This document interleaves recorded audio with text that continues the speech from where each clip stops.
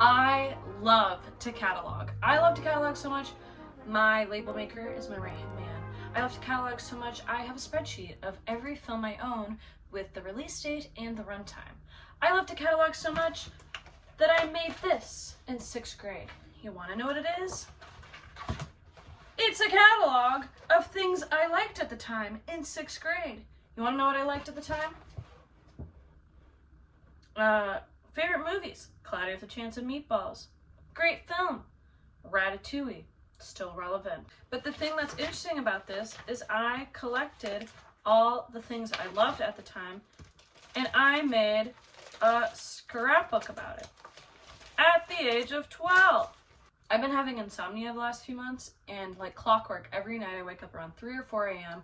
and I'm up for about an hour or two. And when I'm up, my brain just starts cycling through every thought and everything I've ever occurred.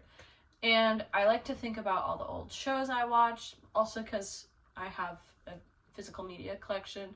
So I'm also kind of trying to think about like what shows I haven't watched, or what I have watched and what I own and what I don't own. And in the back of my brain is a memory, a deep, deep memory I can't put a pin on. And it was stuck in my head, and I couldn't get this image of a weird underwater scene with a snail? A snail-like creature? And I shit you not, it took me less than a minute to scroll when I looked up Google image underwater vintage puppet snail show, when a familiar face looked at me. How do I know you? Who are you? Oh my god, it's the adventures of Snelgrove Snail. Underneath the ocean on a coral reef live a group of creatures quite beyond belief. I've seen that VHS. Oh my god. Oh, jump scared. That fucking monster on the back. And then I did the second best thing, and I started Google searching everything I needed to know about the adventures of Snelgrove Snail. And then something interesting happened. There's not a lot of information on Snelgrove Snail. So then I think to myself, there's not a lot of information about Snelgrove Snail. How did I see Snelgrove Snail? So this is now my investigation on the adventures of Snelgrove Snail. Very, periwinkles, snails, and scallops too. Looks like there's only one season of Snelgrove Snail. I found it on an Internet Archive website, and there's only like 3 actual clips on YouTube. And I remember this one because that bitch wasn't blonde, and everyone spread rumors. And that's fucking rude. Okay? It's pretty rude.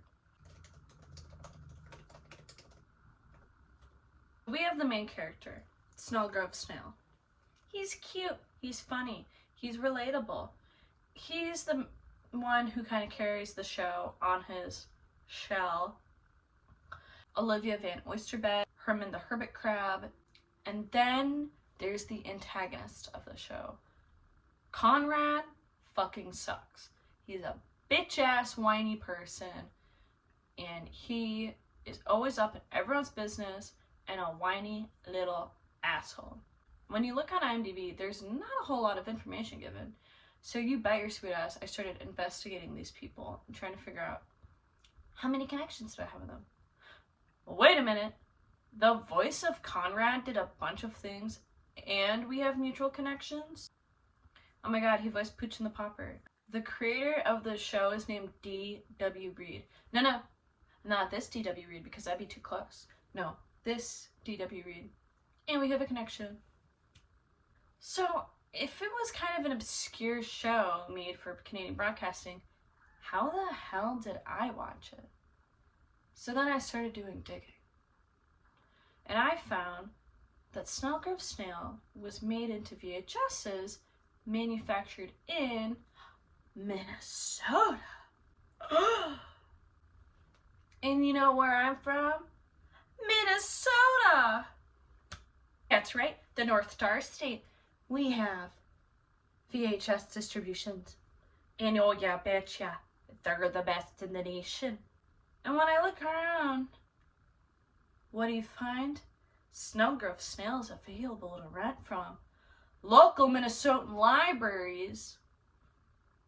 So yeah, I think I watched Snelgrove Snail as a child because the VHSs were sent to my local library. No results on Reddit. There was only one video on TikTok I could find. And when I posted on my Instagram story, out of the almost 150 people who watched my story, only 5 people responded. But thank you to the 4 who said yes, and then the one man trying to get me to message him. And then this guy did a Lost Media episode, but it's in Spanish.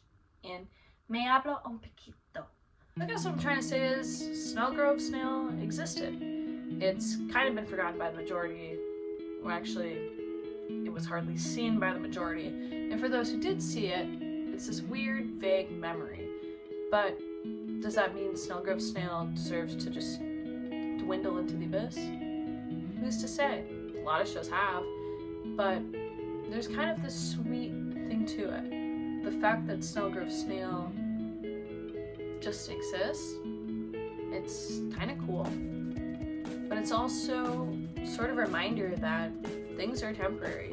And this whole production studio team made all these episodes hoping it'd be something.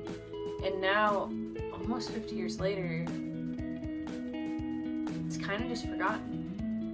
And I think that makes a lot of things into perspective because now in the age of fast consumption, so many things are being made. And I'm someone who likes making things. I make digital content, I'm a stand-up comic, I make short films, and I'm trying to make my first feature film. And the question is, does it all really matter if no one's ever going to remember it? But I guess the simple answer is, yeah, because maybe down the road, someone will have some weird faint memory of it, and it might strike up a chord in them. But anyways, check out Adventures of Snelgrove Snail. It's pretty dumb, but pretty cute. For Johnny's in Snail's you'll be number 1 in Snail's Snail's